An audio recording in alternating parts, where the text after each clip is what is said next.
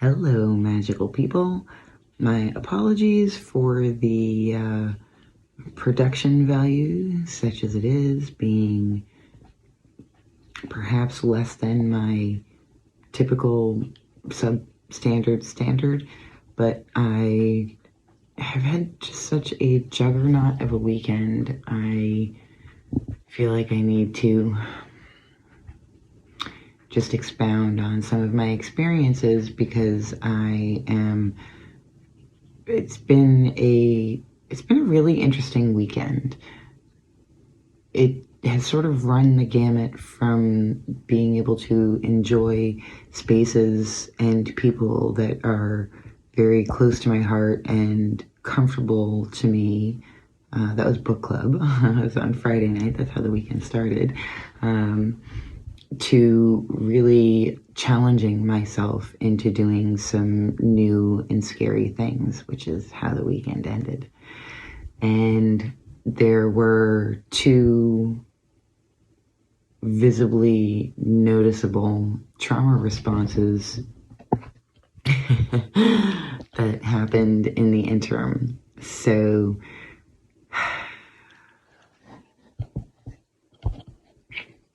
last night was my favorite dance party, Blow Pony, and last month I had a really unpleasant and apparently somewhat traumatic experience with the security going in. And last night when I got there after coming directly from my work party, which was lovely and fine and adorable and cute, and nothing terribly dramatic happened, but it was a good time. But I came right from there to Blow Pony, and once I got in line, I noticed that the security person was the same security person as the prior month. And that experience last month, maybe I'll make a different video about it at some point, but it touched upon really gross stuff for me, both in the personal realm, I felt physically violated by the pat down, or well, actually I ended up getting 5 pat downs, but who's counting aside of me? Nobody, I'm sure. So it kind of touched on some personal boundary shit, but this experience last month also highlighted a lot of overarching societal stuff that are things that I have feelings about, I guess, let's just say. Things that I think about as grand schemes. As an example, some of these things might be the discussion around the policing of spaces that are intended to be safe spaces and how that policing shows up. And also some sort of themes of what a person responsibly incarnating authority looks like and what they don't look like, and queer liberation, some really big themes. So it touched on both the as within, so without was very much in play with this experience last month. And when I got in line at the place, I noticed it was the same person. And I don't know this person, although I actually might know this person. I'm not actually sure. I can't tell because I can't see their eyes because they're wearing mirrored glasses like a cop. So it's hard to see their whole face. Anyways, so they do kind of look like somebody that I know, but I don't know if it's them. I don't know. It's weird. It's been a whole mind trip. And I didn't realize until I got in line and saw that it was this same person, just how impactful that relationship was, or that situation was, because I noticed within myself that, one of my oldest relationships with my internal senses of self being the embodiment of anxiety and full-blown panic attack that just showed up out of the blue. Like, I remarked to one of the other regulars who was just a couple people ahead of me in line that I was a little bit nervous once I noticed that it was the same security person. And once I acknowledged that that nervousness was there, all of these feelings welled up. I actually felt my eyes get that sting of teariness, that terrible sensation. And I could feel just my whole body constrict. And I'm not terribly, one of the things that makes panic attacks so, I was going to say discomfortable, but uncomfortable and discomforting for me is that my sort of like, I guess, SI awareness of like the body is usually somewhat more in the background for the most part. But when panic attacks happen, it brings all of that right to the forefront. And so it's very discomforting for me. And one of the things that kind of shows up with that is a restricted feeling of being able to breathe. And it's like, I don't know if I'm going to stop breathing, if my heart is going to explode, if I'm going to, suddenly become physically ill, or if I'm going to sob. Like, it's just this very uncomfortable tension in the body. And I could feel that happen, and I was like, I can't do this. And I walked away and walked back to my car and sat with myself for some time until I was able to re-regulate physically. And there was, of course, a whole internal narrative happening at that time. And, like this space that I go to, I've been going every month for just years and years and years. And this space is sacred to me. And so part of that internal dialogue was, am I willing to give that up because I might have to experience something overall triggering, perhaps, but not actually likely to be harmful in a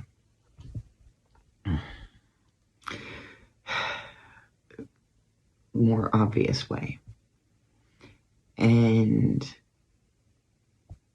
after the panic attack passed, which I'm at the point where it's usually like anywhere between 2 and 7 very uncomfortable minutes. And then the physical manifestation of it starts to go away, and I can feel this, it's almost kind of akin to an endorphin rush, in that all of the uncomfortable presence that I experienced during that time, physically and emotionally, recedes. And when that panic attack recedes, I don't know if it's actually a flood of something else or if it's just a returning of a more re-regulated brain. I suspect it's the latter.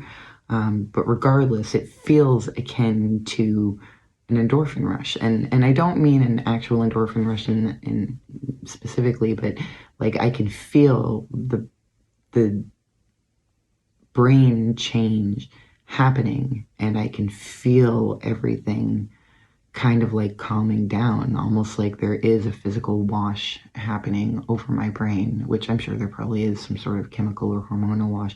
But anyways, all that's besides the point. I've come to realize that it's, between 2 and 6 minutes where the acute physical and mental discomfort of having a panic attack is usually in that range for me. And, then I can re-regulate, which, ooh, honey, let me tell you how far a sister has come in this many years. So after I had a few minutes, I went back in and it was fine. It was actually a lovely night. It was very, very busy. I guess there was somebody from Drag Race who was there performing, which I was obviously oblivious to because I am generally oblivious to most things. But it was a great time outside of that as well. But it was pushing through a space of pretty intense emotional and physical discomfort. and recognizing the trauma responses as they were happening and allowing space for them to be and re-regulating myself in the aftermath. Mr. Man has come to say hi. And, dude, yes, there you go. Just there we go. So, the other thing that happened is I have been considering becoming an aspirant with the Sisters of Perpetual Indulgence for a little while, and I won't really go into super who they are. Maybe if I end up posting this video and uploading it, I will put a link to their website below if you're curious, but it is an organization that is worldwide, has been around for quite some time now, and is a public service and a ministry, and sort of hits on a bunch of buttons for me, and, you know, is also kind of shows up in the world by way of drag nuns. And so today, about a week ago, I had, About a week ago, I had coffee with the Sister of Novices, just as a sort of like introductory thing. And the first step after that is the next step after that is to go to one of the meetings. And that meeting was today. And so I went to it, and that was also like scary. And I definitely noticed the presence of some general nervousness, anxiety, and of course my typical fucking awkwardness, because who would I be if I weren't awkward? All of that showed up just because I was being in a new space with a whole lot of strangers that I didn't know, and just scary in all of the ways that maybe some people wouldn't find it scary, but I find that stuff scary. And I did it, and it was great and terrific. And after the meeting, they all go to this, go to a place. Not all of them, but a lot of them will go to a place, maybe have a drink, have some nosh, and just kind of like hang out in a more relaxed social environment rather than like a meeting environment. And this place happened to be a place that the last time I was there was with Nairi. And of course I knew that. Like, I knew that when they told me that they go there to have drinks after sometimes and hang out. I was like, oh, Mr. Man, your claws are sharp, man. Careful, buddy. I knew that intellectually when they told me that, and as I was driving there, and as I was parking, and as I was walking up, I knew that the last time I had been there had been with Nairi. And actually, to be 100% honest, now that I'm thinking about it, I've only been to this space 3 times, I think, total. Maybe 4. But all of them were with Nairi. All of them. And, again, it was a new place. It was a place that was, like, when you walk in, it's a bar. So, of course, it was dark and filled with a lot of, not that I want to put anybody in a box, but, what seemed to be at least biologically, primarily, like, male bodies. It's a gay bar, so that's appropriate. And like, I'm surrounded like that. I mean, Blow Pony is, like similarly predominantly like a bunch of gay guys, but somehow it seemed different because it was a somewhat new place that, even though I'd been there before, it wasn't very often. It was always with Nairi. It was usually pretty late, so it actually wasn't very busy, and it just happened to be a very busy day today. So it was a very overwhelming environment, and like the awkwardness was on, oh my god, I just didn't even know what to do with myself the first moment that I got there. And then when I walked back onto the patio, I had, kind of a, I don't know, trauma response or grief wave.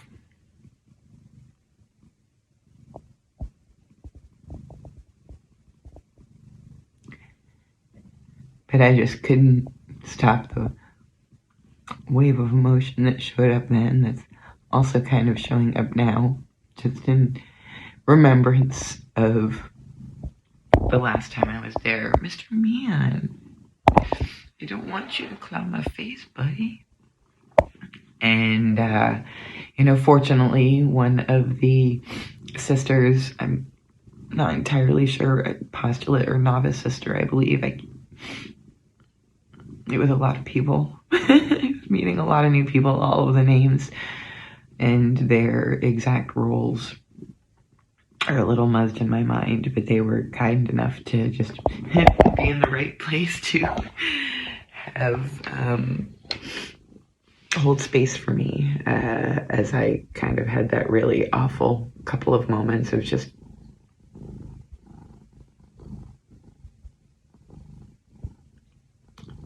grief show up. And I maybe should have been expecting it, but I wasn't. And even though a part of me really just wanted to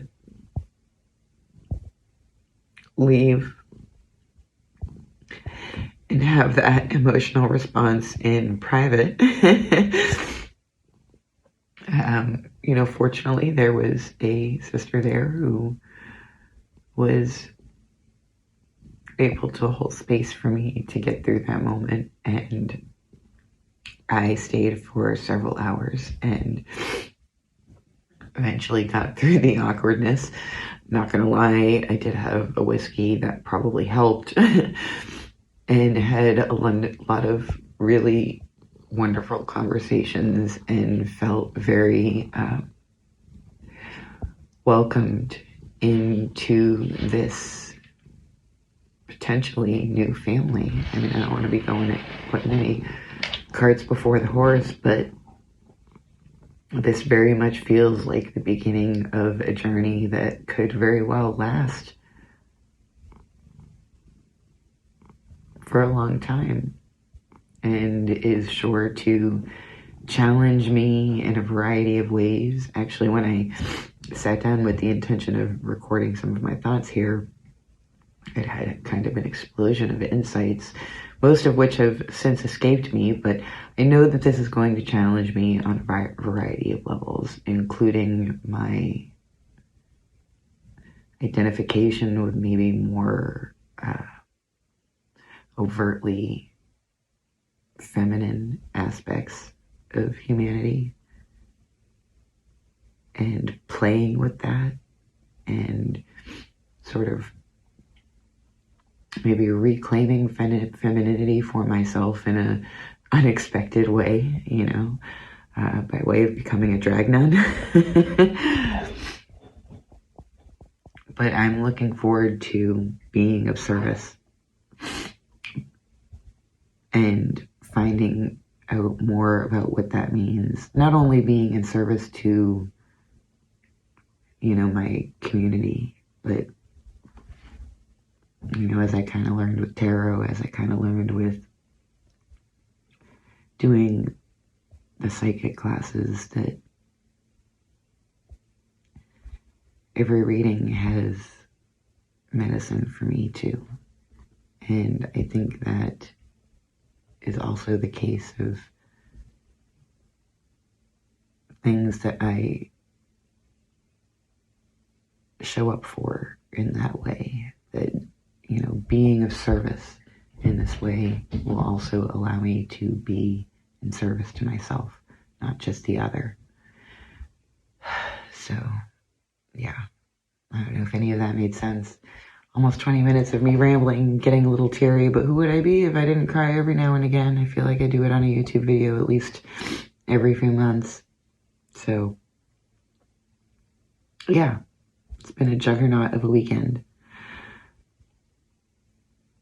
I feel proud of myself for pushing through some really distinct and uncomfortable emotional fears.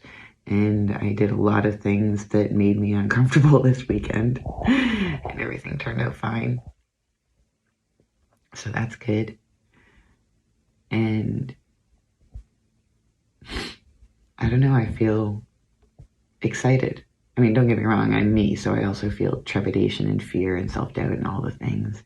But I feel mostly curious and excited. So Thanks for listening to this random ramble. I hope you've at least found it entertaining or interesting. Don't forget to be kind and gentle with yourselves, especially if you have a juggernaut weekend or a trauma response or a panic attack or just having to sit with the discomfort of doing something scary because you want to, but it's still, the wanting doesn't make it less scary. Either way, through any of that, through all of that, don't forget to be kind and gentle with yourself. And I will see you soon.